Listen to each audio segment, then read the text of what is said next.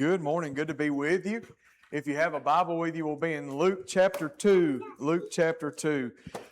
Oh, me. There we go. All right. Got it picked back up.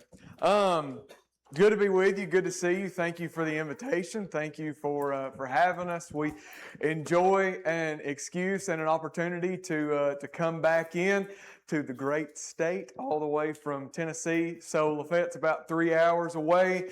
You more or less go to Bowling Green and down, and you're there. That's about where we're at. They don't appreciate my two favorite holidays there, Tater Day and Hoop Fest, but I know you do. So I'm glad to be back around some Marshall Countyans. And what we're going to be looking at today is an extension of what we were looking at in Bible class, looking at the questions of Jesus. And as we're thinking about the questions of Jesus, I know that we mentioned it during the Lord's Supper. The whole idea of the questions of Jesus revolves around this.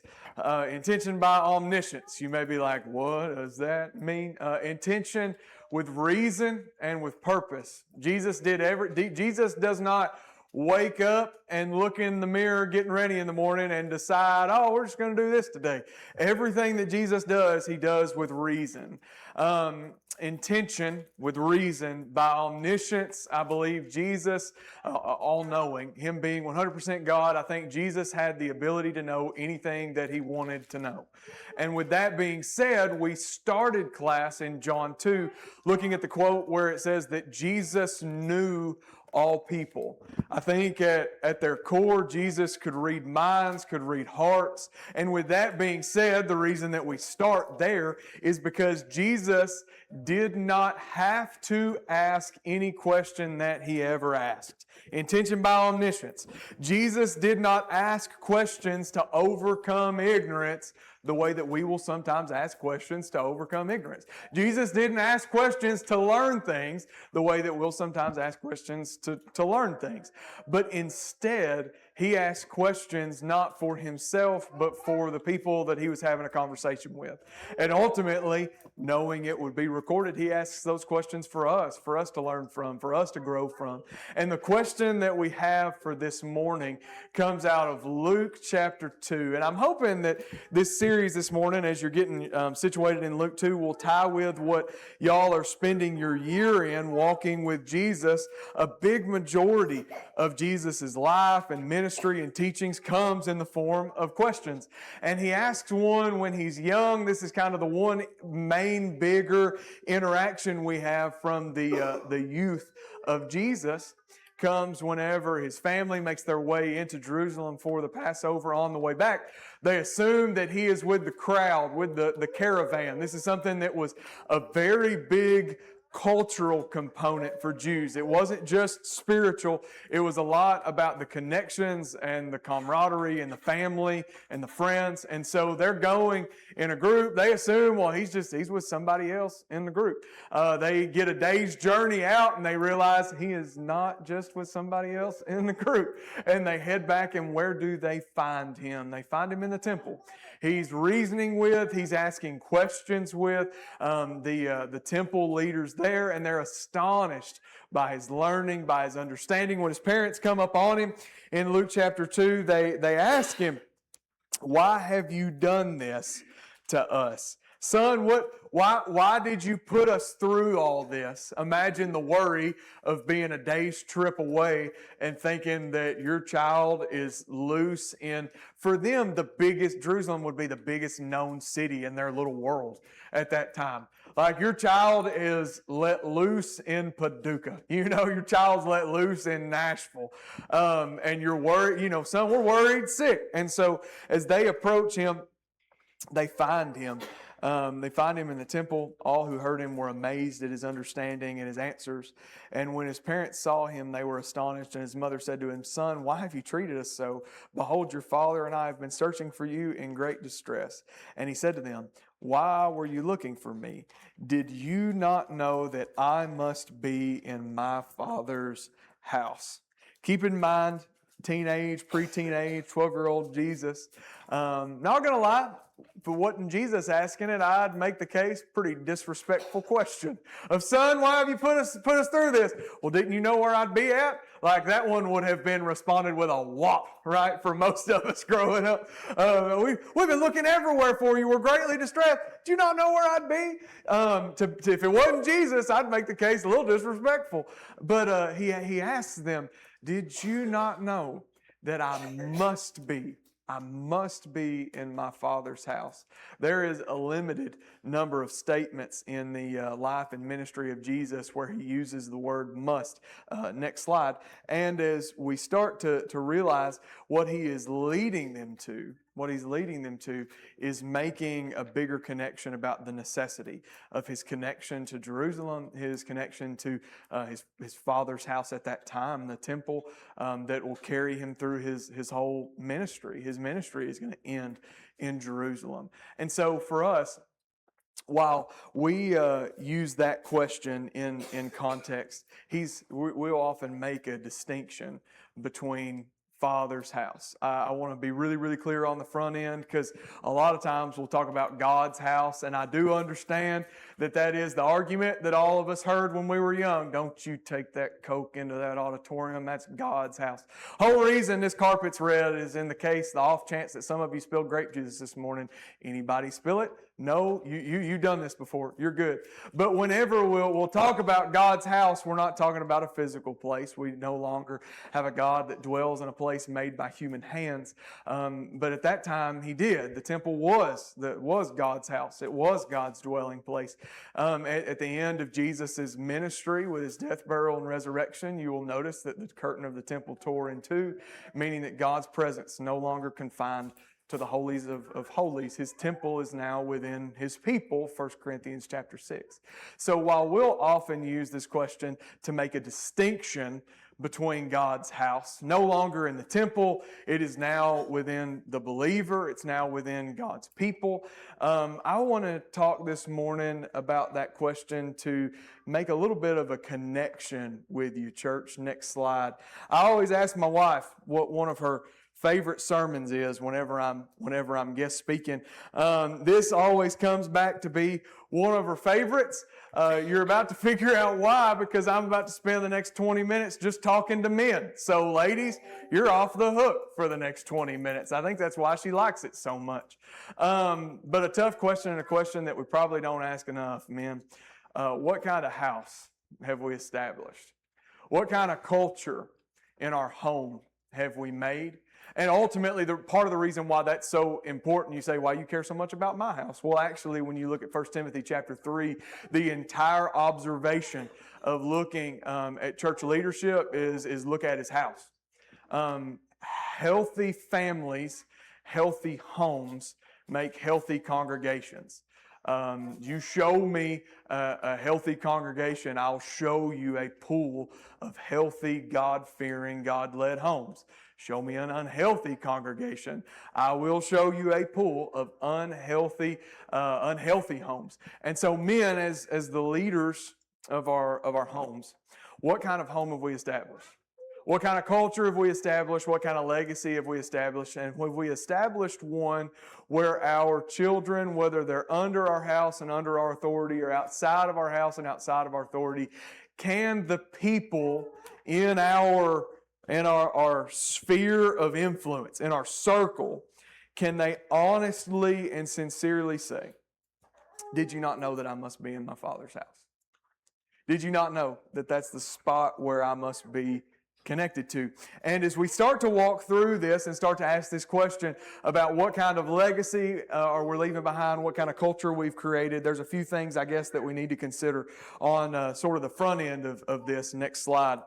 Whenever we're looking at the way that God interacts with us, I think we use that as the guideline, men, for how we interact with our homes and for the way that we build up our homes, and then ultimately the way that we build up our local church and our local church family. Have you recognized the way that our God equips us? Have you ever noticed, and both of those scriptures will attest, the way that our God equips us. Just a few months ago at Lafayette, we were going through an entire sermon series on the armor of God. That's out of Ephesians chapter 6. And the whole idea behind us studying the armor of God was that God hasn't called us into a ministry and into a walk in a life that He will not give us everything that we need in order to fulfill it.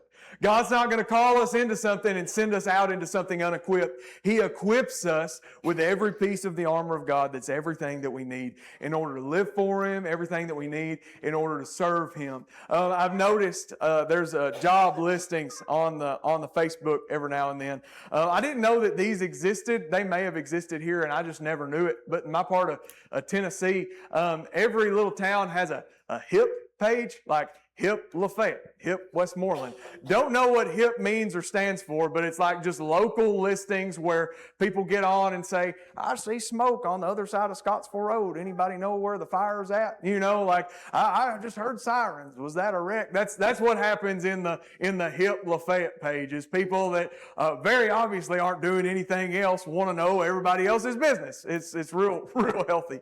But in the HIP Lafayette page, every now and then there will be job listings, and one of the mechanic shops will have an opening, whether making diesel, precision diesel. You can go down to greens. There's a million of them, and they'll get on there and they'll list a job listing, and I always see this little tag. At the end of the listing. Bring your own tools. Bring your own tools. I think they figured out the thing that some of you maybe have figured out if you've ever shared a shop with somebody. If you ever share a shop with somebody, you are never going to find any of the tools that you need because somebody else has it. If you have your own shop, you are never going to find the tools you need, and you have nobody to blame but yourself because you misplaced them, right? But if you're having to share those with somebody, so they'll often say, bring your own tools. Our God doesn't operate that way. Our God doesn't say, I'm calling you to live for me, but once you get into this life, you got to figure it out. We have a God that fully equips us with everything that we need. Ephesians chapter 6, the entirety of the armor of God. Men, are we the type of leaders and the type of fathers that are equipping our people with what they need to serve the Lord? Equipping our people with the heart that they need to please the Lord. Equipping our people with the qualities to show other people who Jesus is. I wonder, because we sometimes look and see men that leave a legacy of a house that's unequipped after they're gone. That maybe we brought them to the right place, but never taught them the God behind the book. Maybe they learned the right Bible verses, but didn't learn the God behind the verses. They had and knew the right answers to the right questions, but did they know the heart of the God behind the answers to all those questions? Because that's ultimately who we've been called to be. And I think the only way that we can truly equip that is by first being that. Are we the type of person that knows the difference in right and wrong and lives it out? Teaches how to make tough decisions. Teaches that we're not always going to make everybody happy, but the one that we have to be most concerned about making happy is not other people, but our Lord, Galatians 1:10. Showing what it looks like to say that we're wrong. Showing what it looks like to show grace and to show forgiveness. Are we equipping the people that have been entrusted to us? We'll get to the entrusted part in just a second. Because here is, and we may come back to this, we are either equipping our people with the tools that they need to live and draw close to the Lord, or we are giving them baggage that they have to overcome in order to get to the Lord. We're either equipping our people with the tools that they need to draw near to the Lord, or we're giving them baggage that they have to actually overcome and habits that they have to teach themselves out of in order to draw close to the Lord. Those are the only two options. And as we look at this culture, this house, this legacy that we're establishing, and we look at this equipping that's taking place, I want to amend. I want to amend something. An illustration that I've often heard whenever we look at talking to men, to fathers, at men's conferences, how we lead our house. And it's not wrong. It just needs a little asterisk next to it. An illustration that I have often heard, and it's true to an extent, is that a truck will pull straighter with more weight on it. Very true statement. That is not wrong in saying that. But the amendment that I want to make alongside that is have you ever thought that the main consideration, and if you pull, you know, the main consideration has never been pulling it. It's always been handling it and stopping it. I am a big fan. I love my truck. It's a 4th gen Cummins. It does not pull as well as my old 5-speed 2nd gen Cummins, but now I have to have a baby with a responsible vehicle that's not covered in rust. So anyway, we had to get rid of the one that would pull anything and get the one that is now prettier that will pull most things. Nevertheless, the question that you'll often hear somebody asked when asked, "Hey, I got this, can you pull it?" Well, yeah, but can I stop it? Negative. You're going to need to find somebody with a better equipped truck. It'll pull a whole lot more than it will handle, and it will pull a whole lot more than it'll actually stop.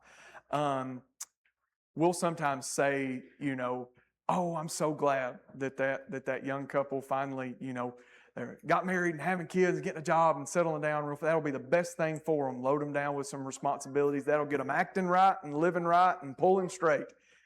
Yeah, until it's time to handle it and stop it, unless they're equipped. We say, "Oh, I'm glad that's so good for that young man. He was real wild back in high school, but now he's done getting straight in things, and he's loading down with the responsibilities and the job and the this and that." Like, in theory, yes, all of those responsibilities can straighten a young man out until it's time to handle it, until it's time to stop it. Then that first moment that he punches them brakes and realizes nothing's happened, now he's not just going to wreck himself, he's going to wreck himself and all that family responsibility he's pulling. Church, we can't just trust, fathers, men, we can't just trust the weight and the responsibility of life to line out our family after they leave our home. We can't just trust that, oh, we're going to load them up with the college and then the degree and then the job and then the family and then the house and the mortgage and the kids, and that's going to make them act right and that's going to make them pull straight. If they're not equipped, what's going to end up happening is the first time that they press those brakes and feel sponge, they're going to run into a real big old wreck, and it's not just going to be them anymore. It's a whole lot of other things that are going to wreck with them. Unless we equip them. You know why I loved big old rusty green 2nd gen Dodge so much? Because there wasn't hardly a thing left on it that came stock. Wasn't a thing left on it. It was technically, title said it was a 3/4 ton, but I put a Dana 80 1-ton axle underneath it. It had the trailer brakes. It had the NV45 5-speed transmission, which meant that in 5th at 65, it screamed like it wanted to die. So I never put it on a 4-lane. It was miserable. But there wasn't anything that it wouldn't take off with. There wasn't anything that it wouldn't take off because it was equipped to do that. We can't just talk in terms of this responsibility we'll teach them. It feels good to say, "Oh, they'll learn by the school of hard knocks." Yeah, or they'll wreck. And they'll wreck with all that responsibility that they're pulling. Men, are we equipping the people in our house to get to the cross and to create disciples of their own family? Next slide. We have a responsibility that has been entrusted to us by the Lord. I want to read to you from Ephesians chapter 6, verse 4, fathers, do not provoke your children to anger. But here it is. But bring them up. Bring them up. Grow them. Bring them up in the discipline and the instruction of the Lord. Men, do we realize that the responsibilities that we often get stressed about, which we'll talk about in the devotional time after the potluck, do you realize that the responsibilities that we often stress over are actually the blessings that we once prayed for? You realize that job that we're worrying about is the same job that we actually prayed about 5 years ago, a decade ago, 20 years ago? You realize that the kids, the family that make us feel like we just can't see straight because we got so many places to take all the people and so many things that are coming up that we got to pay for and everything, like all that stuff, all those responsibilities that we have been given to bring up in the discipline and instruction of the Lord is actually not a responsibility. I don't want you to look at it as that anymore. It's actually blessing management is exactly what it is. Blessing management. That's what God's entrusted to us with our homes, with our wives, with our kids, with our family, with our church family, with a culture we're creating and a legacy we're leaving behind. It's not a responsibility looming over us. It's blessing management. And that keeps us on the front end that this has been gifted to us. It's been given to us for us to handle. And our home is our home, the obvious place to be when it comes to getting to the foot of the cross and meeting where Christ is at. Blessing management. This is an odd illustration, but I was thinking about it as I was thinking about this lesson this past week. The one thing that I put off to the very last minute at our house is mowing and weed eating, because that's about the one thing in the mix of 1,000 other side jobs. That's the one thing that doesn't make money, so it's the thing that gets put on the back burner.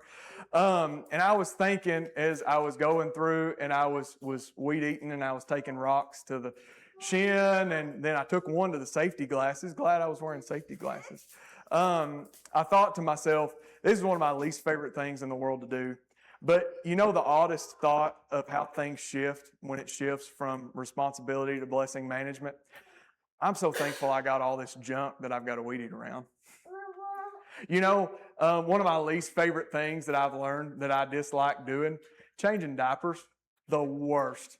I've gotten half decent at it, you know, because I think that she now knows me as the diaper man. That's me, diaper man. I don't change every diaper by any means, but I do when I can help.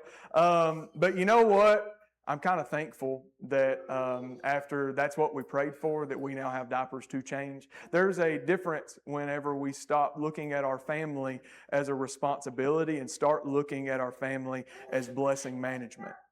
How am I going to bring up the blessing that God has entrusted in me? So men, I guess the question that it brings us to is, what kind of tracks are we leaving for our family to learn from? What kind of tracks are we leaving? Because at the end of the day, you're leaving tracks somewhere. You're leaving tracks to the golf course, leaving tracks to the ball field, leaving tracks out to the shop, leaving tracks to work, leaving tracks to tailgating, leaving tracks over to your buddy's house to play cards. It's not if we're leaving tracks. I didn't say, are you leaving tracks? That's not the question. The answer to that's yes. When I'm asking, where are you leaving tracks? Where to? Like, can our people, men, can our family follow in our tracks and find Jesus and find who He is? Can they find a way to live for Him and be equipped to bring up their own family where they make their own disciples out of their own children? Do they know by our guide and by following us how to do good, how to be honest, how to work hard, how to love and how to provide and take care of, how to protect those who are weaker than us?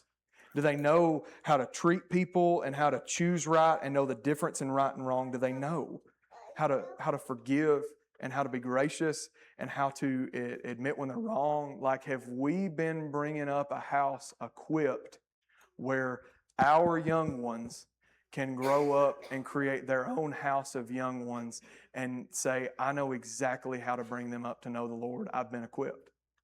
Or are they just going to have to figure it out? 2 Corinthians 16, the end of verse 13, but it goes from verses 13 to 14.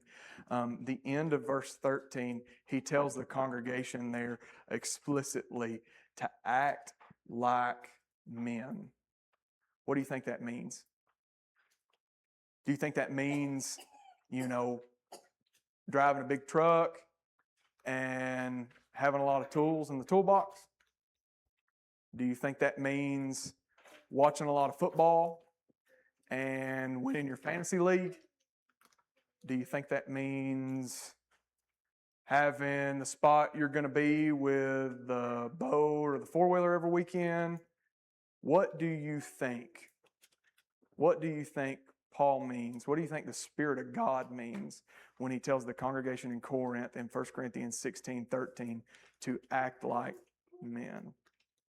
And have we been acting like men in our house? Because next slide, as we bring all this together, every decision we make has an effect. It's going to build a legacy. It's going to teach something. We're leaving behind either baggage that they're going to have to overcome to know the Lord, or we're leaving them with equipment and the tools and the skill set that they need, not just to come to know the Lord themselves, but to teach somebody else how they can as well. Here's the thought, and this may be a slide. I don't know if it is. Please find it if it is. A lot of us grew up in a culture where we could turn our kids loose in America and them come out and at least know how to act like godly people. And I'm not so sure that's the world that we live in anymore. I'm in complete agreement and thankful for the country that we live in.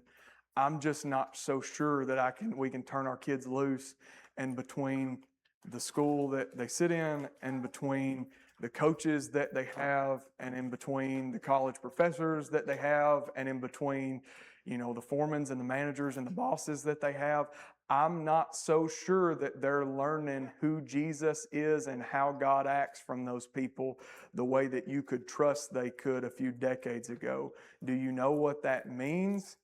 We've got to fulfill the responsibility that we've been given and not just trust that it's being handled somewhere else. So we'll end where we started. Did you not know that I would be in my Father's house? Jesus asks a profound question showing his allegiance to God the Father, not just the home that he lived in.